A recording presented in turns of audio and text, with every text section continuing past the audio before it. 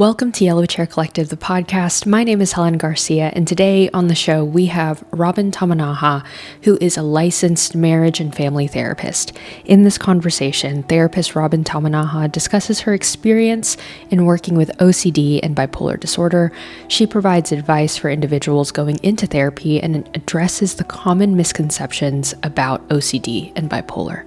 Today, you'll understand her insights in diagnosing people with bipolar and OCD. She explains the different treatment options for someone living with OCD and someone living with bipolar, including exposure and response prevention therapy, and what interpersonal social rhythm therapy is. We explore the need for a safe and non-judgmental space in therapy and discussing her own experience with burnout and how to treat and maintain your energy if you're in the field of therapy or service. And so if you're someone that wants to get out of your comfort zone and figure out who you are as an individual while also sustaining your energy, this episode is for you. Without further ado, here is Robyn Tamanaha. So, Robyn Tamanaha, welcome to the show. You are a licensed marriage and family therapist with your own private practice, and you have over 10 years of experience in this space. And let's just open up with an icebreaker, just so people get to know you in a more human level.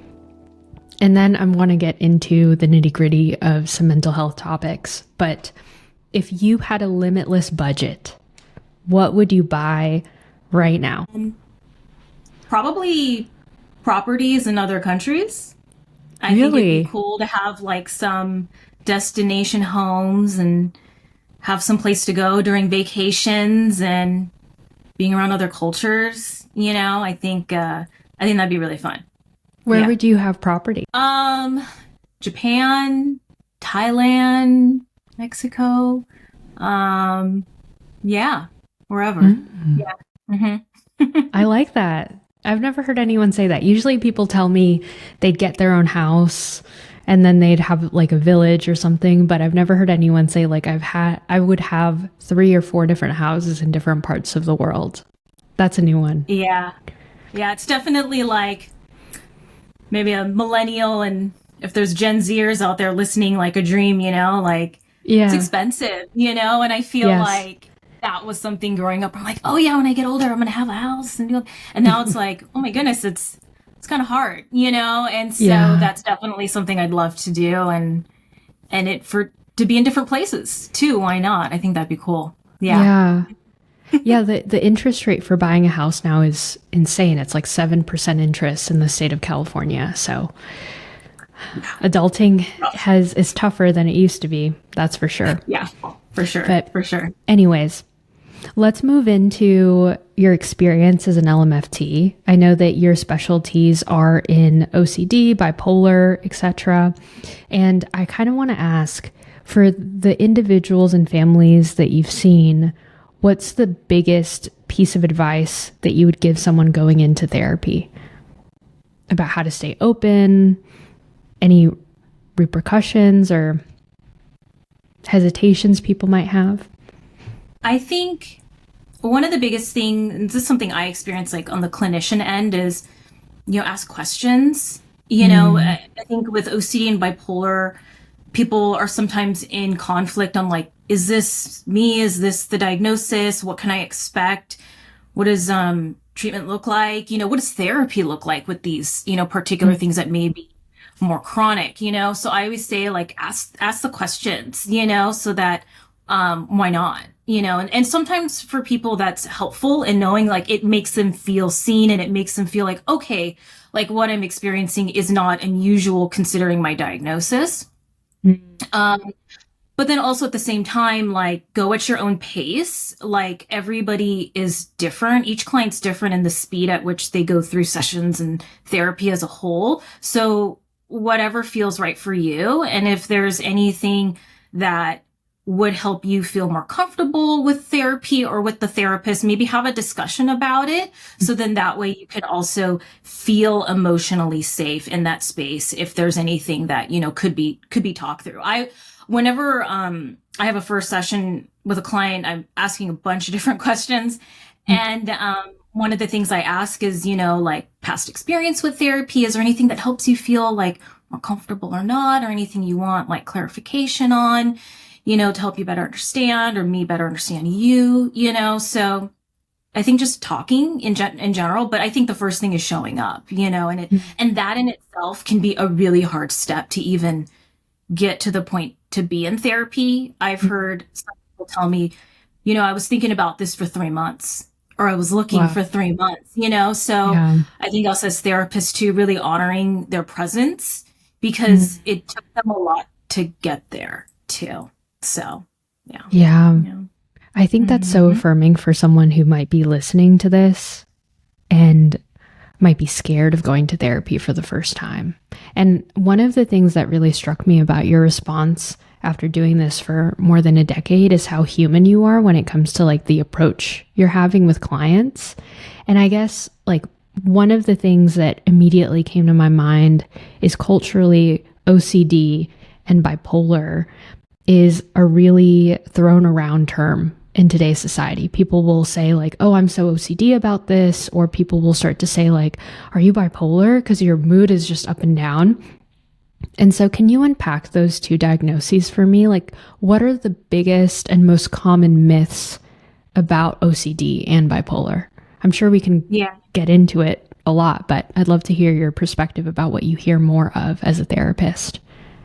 Yeah, OCD is not like, oh, I just like things a certain way and I'm clean or I'm super organized. There's actually a dozen different subtypes of OCD. And yes, organization and perfectionism are two of them, but there's so many more. So it's really like when somebody has like an unwanted intrusive thought or image that comes into their mind when they don't want it to.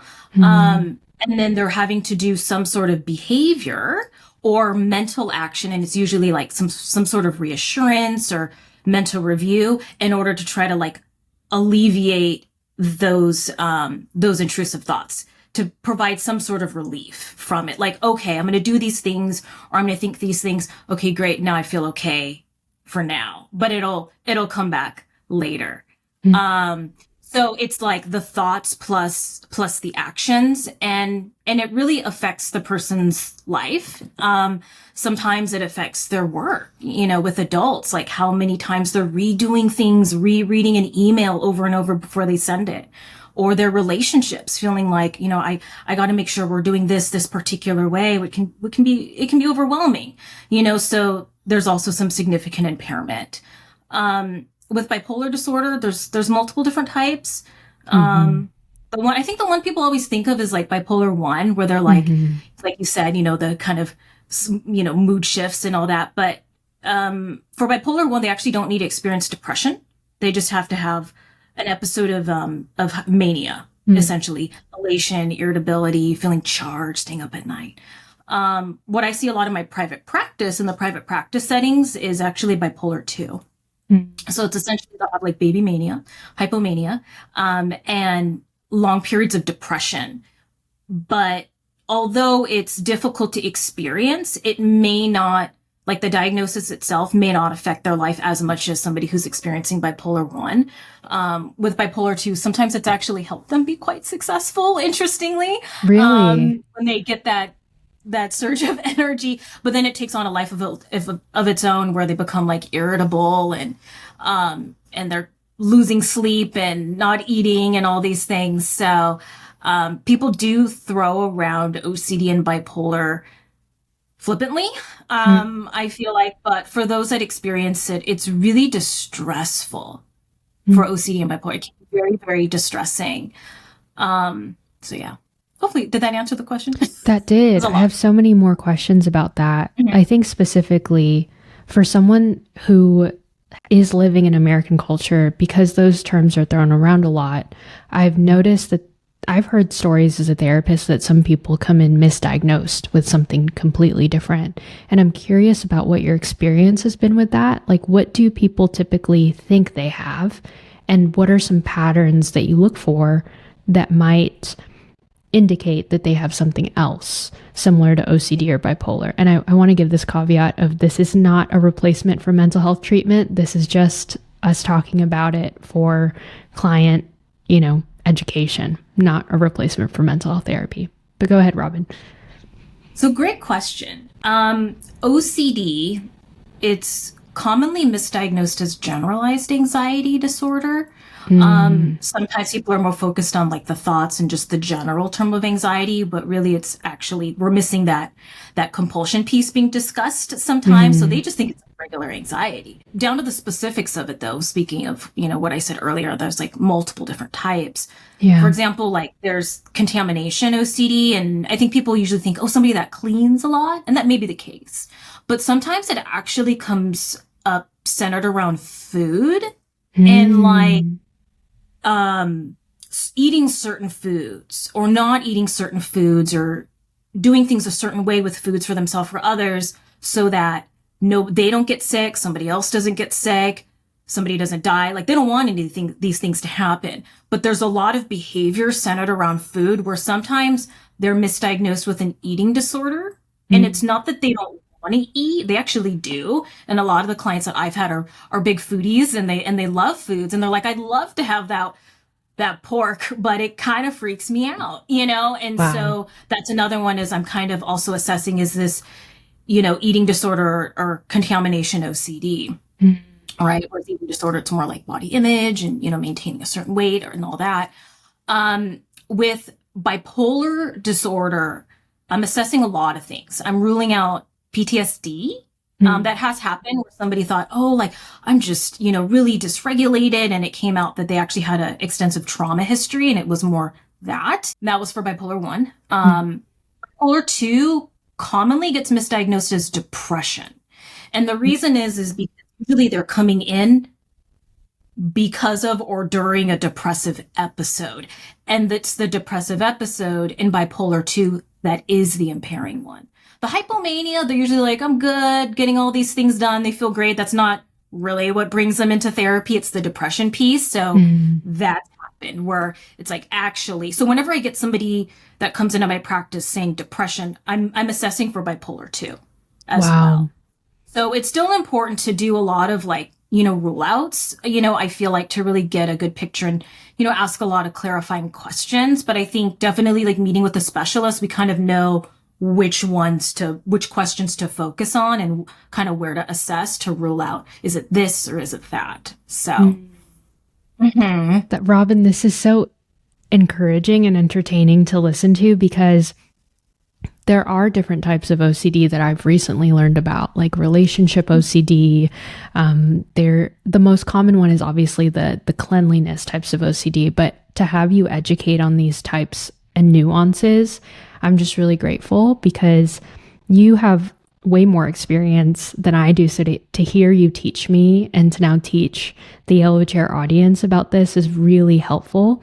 So if someone's listening to this and they're going, that kind of sounds a little bit like me. Maybe they're listening for the trauma, the bipolar, the OCD piece. What are some appropriate types of treatments that you would recommend someone with these initial concerns go through? What should they look for in a therapist? What are some of the things that are important to scan for when you're seeing a therapist with these types of issues? Yeah, I think one is making sure that the therapist has experience with either of those, depending, which one you're experiencing. And then also like what treatments are they using? For OCD, there's a few different ones. The one I'm trained and use, so that's one I can speak on, is exposure and response prevention therapy for OCD. Talk therapy doesn't necessarily help so much for OCD specifically. So that's something for people to be mindful. It can for like other things, of course, but if it's something that they want to focus on as far as the OCD or OCD topics in a session, ERP is a pretty helpful route to go. When it comes to talk therapy for OCD, it can sometimes actually exacerbate the compulsions or the mental compulsions, staying in that loop. Yeah. So with exposure and response prevention, it's more the B in CBT. So it's very behavioral. So let's like do these like planned activities so you can get some comfort, or not comfort, but experience with distress and discomfort and sit through it without doing a compulsion. So ERP I've seen huge results with ERP. For bipolar disorder, I do a blend. I always start with interpersonal and social rhythm therapy as a foundation because we're looking at like somebody stabilize, how's your daily rhythm, because that's one of the ways to manage the diagnosis: your sleep, your eating, your activities, your your stress, your social interactions. We're kind of getting a good rhythm with those, and kind of regulating them. And then I incorporate acceptance and commitment therapy, which is essentially, even though you're experiencing this and it's hard, how can we still make your life super meaningful? You don't have to give up your values or things that matter. How can we still enhance your life in a way you would like? And so with acceptance and commitment therapy, that's very empowering. I've noticed for clients where it's like, okay, I can still, do these things I enjoy and be with these people, that matter. And that'll kind of even a bit of CBT if there's some cognitive distortions or like depression stuff coming up. So with bipolar, I'm pretty like eclectic, but I'd say interpersonal social rhythm therapy is a must in the beginning. And then for OCD, ERP is one of the evidence-based treatments for it. So yeah, I've never heard of. It's possible. So it's definitely possible to manage both of those diagnoses. So I think that's important for everybody to know. Sometimes it feels like it's not, but I think through the help of a experienced therapist, it's definitely possible. So. I'd love for you to talk more about interpersonal. You said interpersonal rhythms therapy. Social rhythm therapy. Yeah. Interpersonal social rhythms therapy.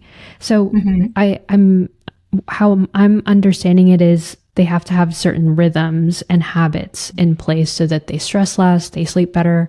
But tell me more about the interpersonal piece. Like, how does that work exactly?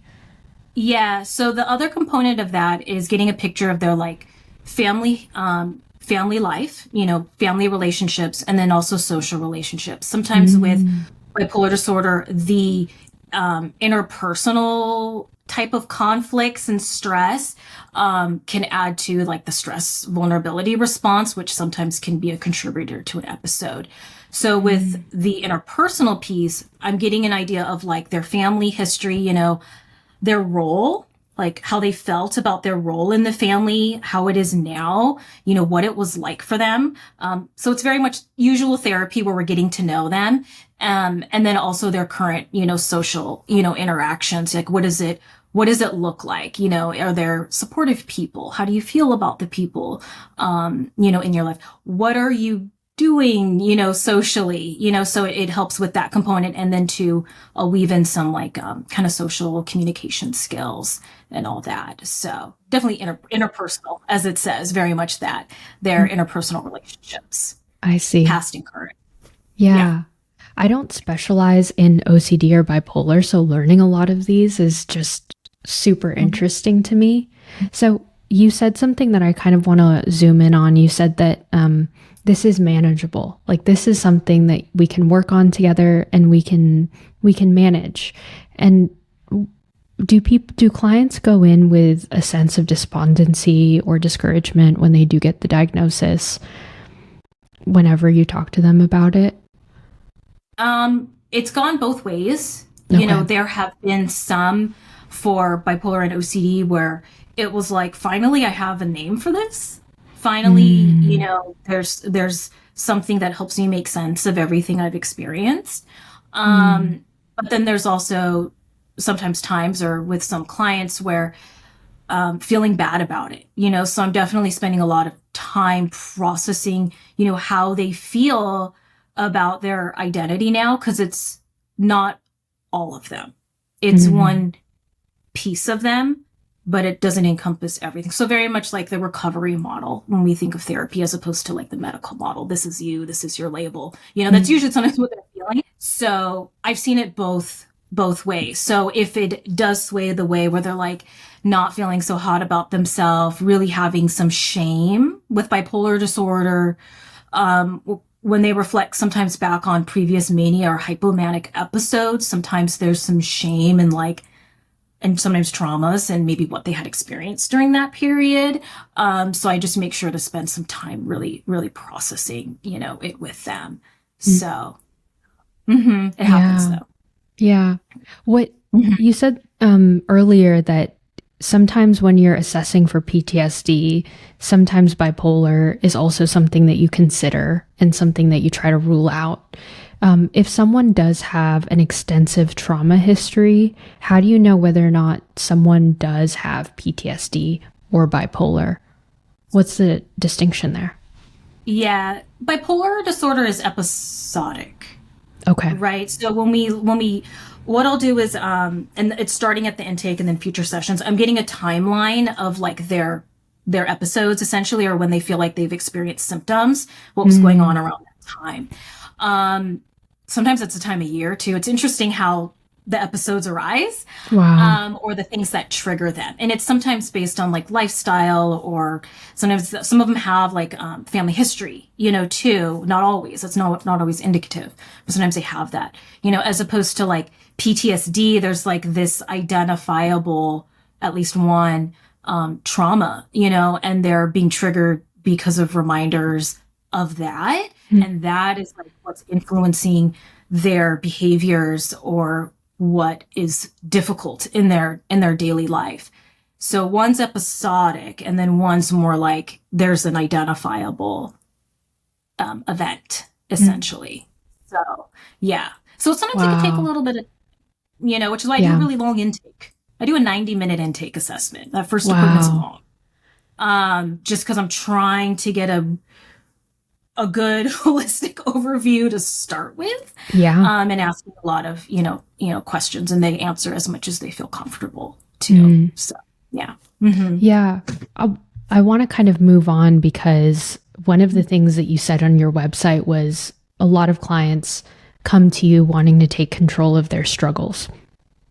And how do you approach providing a safe, non-judgmental space while they're currently experiencing all of this distress? Given everything that we've discussed right now, a lot of it is just being with them and focusing on the recovery model rather than the DSM disease model. And so tell me more about that. Like, what are some ways that you can be there for someone without having the issue take over the session? Yeah. Yeah. As far as, making them feel comfortable, it's definitely falling back on, I think what all of us originally learned was that rapport, really listening, and asking questions. That's a way to like kind of guide the session, to kind of manage it, but coming from a place of curiosity, like, tell me more about that. What was that like for you? And, we have a way of also showing that non-verbally, so that it comes off as like, I'm being curious, and then also like validating, sometimes people say, is that normal? Like what, and so also doing a lot of reflection and validating, like, you felt that emotion, so that if you felt it, that's yours, to have, tell me more about how that affected you in your life. How's it coming up now? So there's kind of ways we can like, guide it. And I always will, especially in the first initial appointments, like be really appreciative and say like, I really appreciate you being open, even if it wasn't a whole lot, because everybody has a different pace. Every client's different. And being that I also have a lot of API clients, like this is new. So maybe there isn't a lot, maybe there's a lot in their mind, but they're not expressing a lot yet, but still like, saying thanks, for sharing, what you did. It helps me get to know you better, so I always try to like weave that in, and that's a way of giving reinforcement and providing somewhat of a corrective emotional experience. Cause maybe they didn't have that, maybe that wasn't something they experienced before. Yeah. Yeah. One thing that, if people didn't watch Robyn's original episode at the Yellow Chair podcast, I'm going to link it in the description. But one of the things that you told me in that interview was that you were actually a front desk assistant for a sex therapist when you were going to college. And I'm curious about that time in your life whenever you did apprentice under her, quotation marks. What are some of the things that she taught you about how to be a great listener? Because when you think about it, like sex is extremely intimate. Someone's mental health when it comes to diagnosis is also very intimate. What did you learn at that time from her Robyn going to grad school and therapy, etc. Yeah. I wasn't, and I was always curious about what was happening in the room because Of since I course was just like scheduler. Yeah. So what,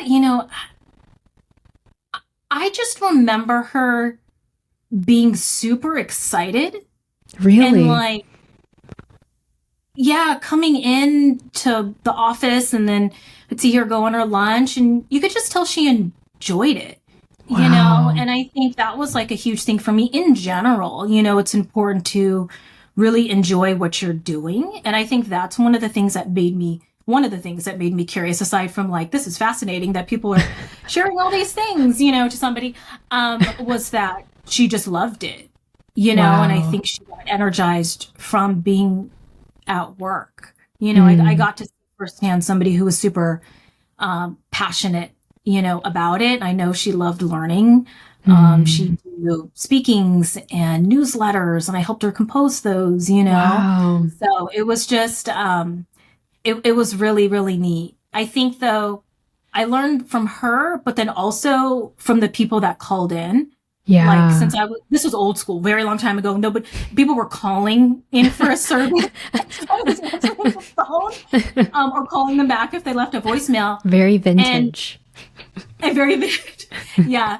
And so I actually learned a lot from the people that called in that like, it was okay to do that. It was okay to reach out for help, say a bit about, here's a little bit of what I'm coming in for. I'd really like to take this opportunity to receive this service, Wow. So I learned a lot from her clients as well. Wow. In those little few minutes. Yeah. That's so cool. Mm-hmm. I don't know if I ever shared this with you, Robyn, because we've known each other for a couple of years, I think, but you and I kind of have the same story, how I discovered therapy. I wasn't working for a therapist, but I was working with a therapist. And I was working as a barista for the longest time, even post-college. And I was trying to figure out what I wanted to do. And I was like, I really want to have a job like this where I can be there for other people, listen to them. And I have a couple of questions moving forward about what keeps you uplifted in this profession because you've been doing it for such a long time.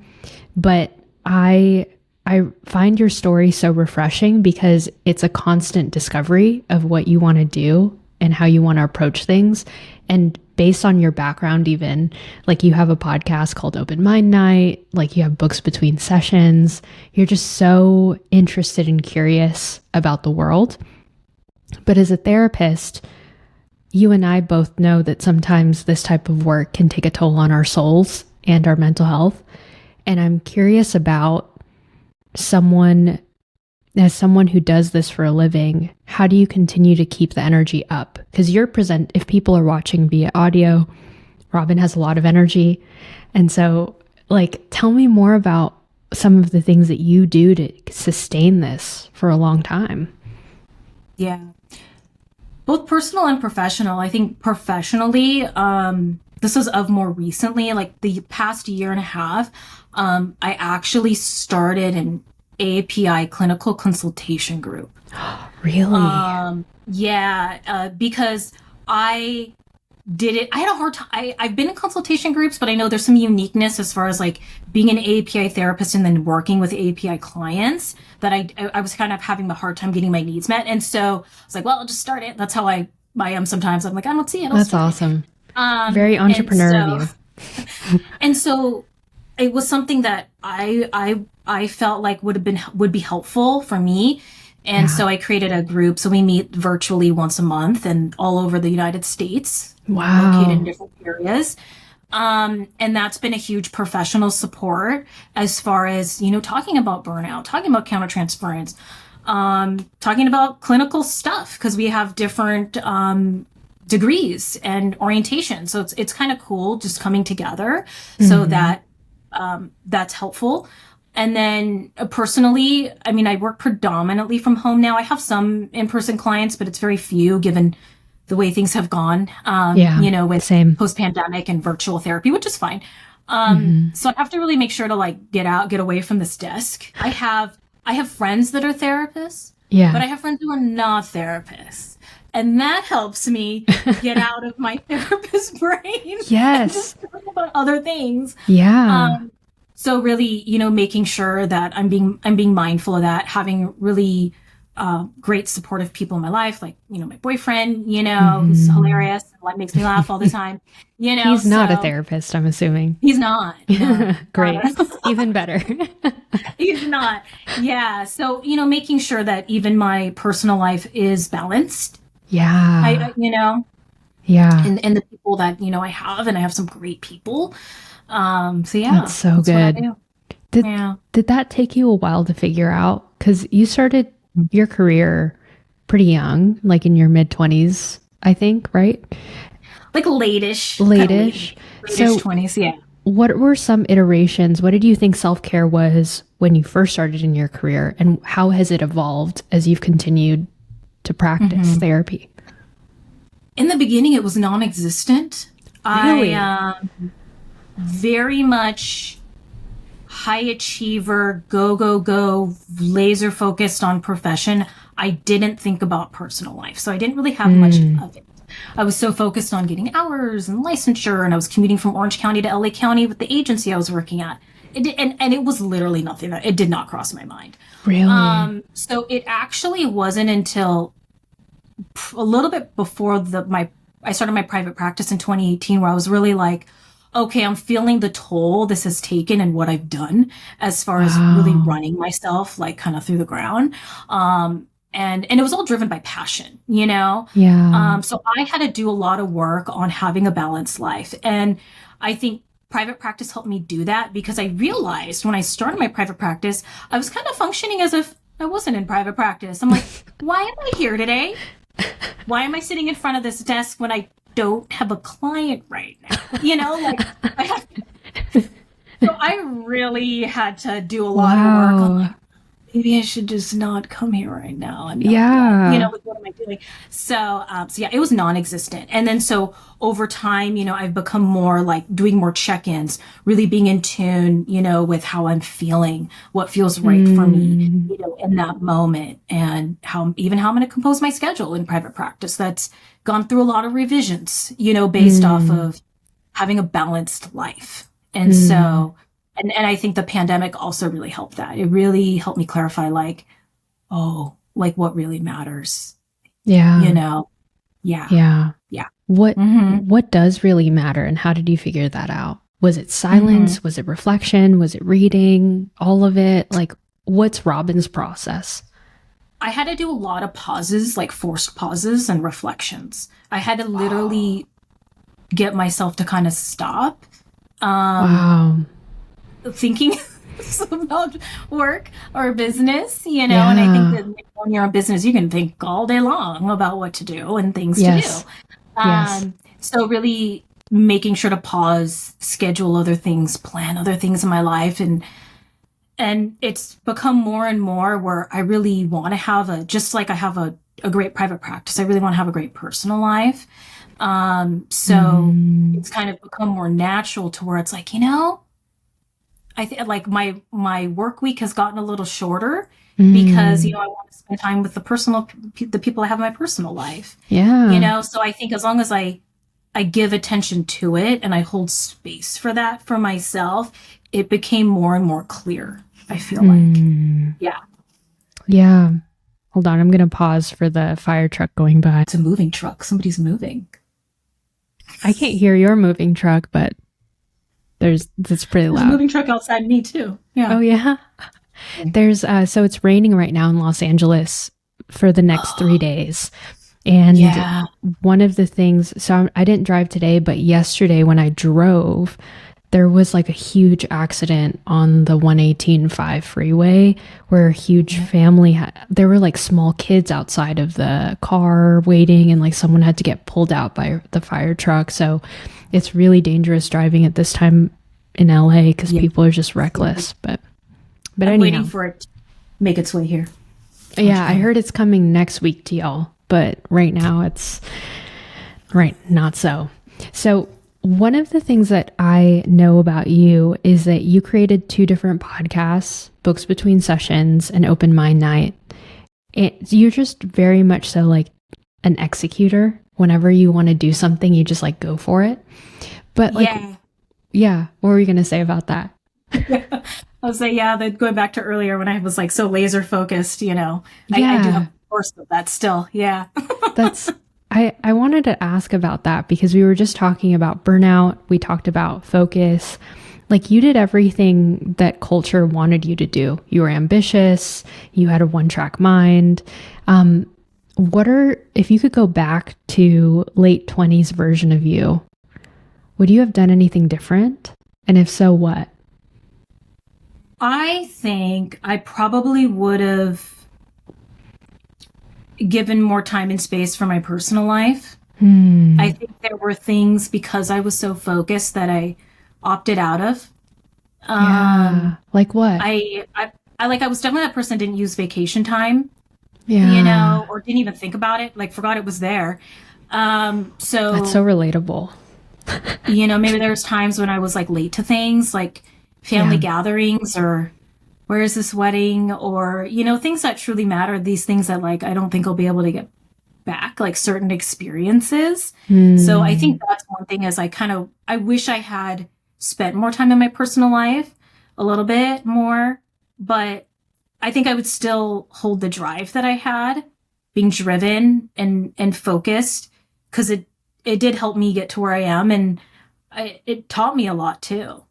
I think I'm definitely was one of those people where I kind of had to experience it to really like learn from the mistake, like the burnout, like it was like my body was breaking down and I'm like, well, can't ignore it, anymore. So my body was literally giving me signs. Yeah. What were some of those signs when it came to your burnout? Physical. I noticed how for me stress and burnout and overwhelm, it manifests physically for me. Back pains. One time I was experiencing excruciating stomach pain. I was like, do I have stomach cancer? I mean, I was waking up at like 5 a.m. for 2 weeks. I was like, oh, I'm really pushing myself too much. So for me, it was always physical. It took me a while to practice being more checked in, like, mentally and doing that. It was all physical sensations, all the somatic stuff that we learn about. Yeah, that was pretty hard. How did you heal that? Like you said forced pauses. Are there any rhythms that you practice personally that help you kind of check in with yourself? Yeah, I have a time where I'm not looking at emails. I stop that. I have a pretty regulated sleep schedule. I've become more and more routine in my eating, things I'm doing, so I use the planning part of me as an advantage where I use it to help structure my life in a way that I can take care of myself, so making sure to have those blocks in. Yeah. One of the most famous episodes we have on the podcast have to do with burnout, family boundaries, and how to recover from both of those things. And so I think that one of the things that you just said, I also want to kind of chime in on where 2 years ago, I actually started losing like patches of my hair because I was working myself too hard, working like 80 hours a week. When I didn't even need to come to the office at 6 a.m., I would come into the office at 6 a.m. And then like my hair started to grow back like fully. It's all back now. But it took 1.5 years for that to come back. And so I guess thank you so much for your vulnerability, Robyn, because I think that like you and I share this experience, but so many more people listening to this also do. And so if you were talking to someone in the audience and they're saying like, oh my gosh, that sounds like me. I'm experiencing stomach issues. I'm having some back pain, some shoulder aches. I'm starting to lose some of my hair. How would you recommend that a high achiever begin to pull back so they can keep going forward in their lives? Yeah. I would say one, think of it like this is a check engine light. It's sending you an alert to acknowledge and pay attention to. Yeah. And then also kind of really think about your value, Mm. right? I work with high achieving clients. I was one myself. And sometimes our identity can be very much based on how productive we are, right? How much Yes. we're doing, all of that. But it's like, what else though makes up you? What are the other things? And can you also nurture or, give time to those other parts of you? Yeah. That's good. What are your values? What are things that you do outside of just the productivity and the success? Yeah. Do you think that's harder now than it was like a while ago? I think as a whole for society now, yeah. Yeah. Definitely. There's a lot of pressures, whether it's educationally or career wise. I know culturally, Asian Americans, there's some messages I know I experienced growing up and being successful, or which occupations are success are the ones, therapy wasn't one of them, Yes. So I think that's definitely in us. Yeah. But it's very hard to sustain. That's something very, very hard to, even me, like I just was so burnt out. I couldn't sustain that anymore, and at the time I didn't think of myself as much else. I was a therapist, a helper, but I was super high achiever. And I'm like, oh my goodness, there were all these other things that, that was a part of me that, I could have really honed in on, being a daughter. Yeah. Right. That's one. Your friend, sometimes it's just like general things like that. And I'm like, well, yeah, I can, also incorporate more of that into my life, you know? Yeah. For me, I think the epiphany was my best friend, who I was a bridesmaid at her wedding. We met when I was in college working as a barista before I knew that I wanted to be a therapist. She was 6 months pregnant and I had no idea. And I get this invitation email, like, baby shower, July 9th, come join. And I go and I see friends that I hadn't seen in like 2 years. It was almost like my head was buried underneath my entire work. And all of my friends were married. They were also pregnant. One of my friends was engaged. Another one was 9 months pregnant, about to pop up another baby. And then I had this like wide awakening of like, oh my gosh, I would spend every weekend with these people before I made work my firm foundation. And this isn't helping me. I feel like it's making me worse. And so I love what you said, Robyn, of who are you becoming? What do you want to become? And are those things reflective? Thank you so much. I feel like this was also like, I think I'm going in the right direction after what I'd been through over the last couple of years, Yeah. Definitely. Thanks for your openness on this too. Yeah. I love meeting with you and doing this. This is great. Thank you. Yeah. I want to be respectful of your time. Are you good? I can let you go if you need to go. I still have time. Okay. Yeah. So you've been affiliated with a lot of different organizations, the OCD Foundation, the Asian American Psychological Association. Like, you were also starting an AAPI consultation group. Why is community important to you when it comes to facilitating these groups and being in a part of these? Yeah. What are some things that you've learned, and how do you think it's grown you so far? Yeah, I think one, it's a nice check and balance in a way, especially like the associations, and then also, the groups, whether it's for ethical or, clinical considerations. I think it's important to, step outside of ourselves, too, and like meet with others. I've learned a lot, from the people that I've met at the associations, and then now with the group. And for me, it's nice hearing like other people's perspective. We're all from different backgrounds too, and different range in ages. As well.